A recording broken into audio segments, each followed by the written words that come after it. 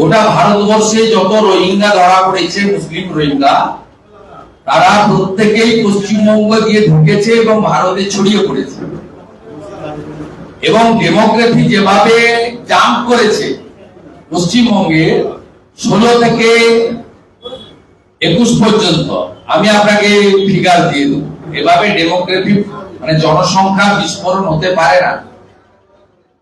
এবং মূলত যে জেলাগুলিতে হয়েছে, আমি আপনাকে জেলাগুলোর নাম দিচ্ছি, আমার কাছে গ্রাফিক্স আছে, আমি পরে আলাদা প্রেস কনফারেন্স কলকাতায় করব 2-1 দিন পরে, সেদিন আপনি দেখতে পাবেন। আজকে শুধু আপনি প্রশ্ন করেছেন বলে আমি বলে দিচ্ছি যে জেলাগুলোতে পুরো মুসলিম পপুলেশন বাড়িয়ে দিয়েছে ভয়ঙ্কর ভাবে। এটা ভারতবর্ষে যে পপুলেশন গ্রোথ তার থেকে ডবল।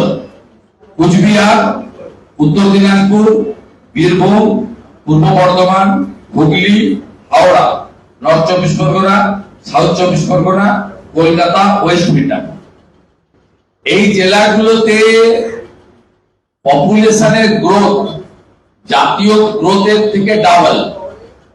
এবং এই ডাবলটা completely Muslim population growth, Hindu population growth নয়।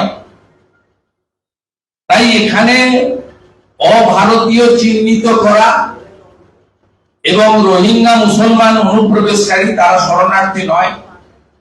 শরণার্থী আফগানিস্তান, পাকিস্তান এবং বাংলাদেশ থেকে যারা ধর্মীয় উৎপীড়নের কারণে ভারতে এসেছেন, তারা শরণার্থী। তারা কারা? সিএএতে বলা আছে হিন্দু, শিখ, জৈন, পার্সি, খ্রিস্টান, বুদ্ধিস্ট, তারা হলো শরণার্থী।